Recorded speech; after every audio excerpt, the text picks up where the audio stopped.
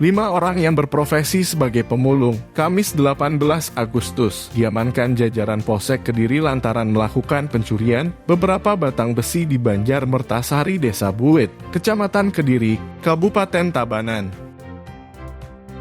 Kapolsek Kediri, Kompol Kadek Ardika, menyebutkan penangkapan ini dilakukan setelah Polsek Kediri menerima laporan dari saksi Imade Dwi Tenaya, asal Pekutatan, yang melihat banyak struktur pondasi beton bangunan untuk villa banyak yang hancur. Kemudian korban langsung melaporkan kejadian tersebut. 5 pelakunya adalah Yohanes Mai, berprofesi sebagai buruh harian lepas, asal NTT. Givit Reli Tefnai, berprofesi sebagai buruh harian lepas asal NTT. Mulyadi, asal Jatim.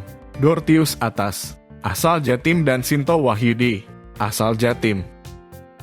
Adapun barang bukti yang diamankan, antara lain 1 buah gunting besi, 1 buah palu hammer, 1 buah gergaji besi, 4 unit sepeda motor, 127 potong besi beton, 2 karung besi ulir.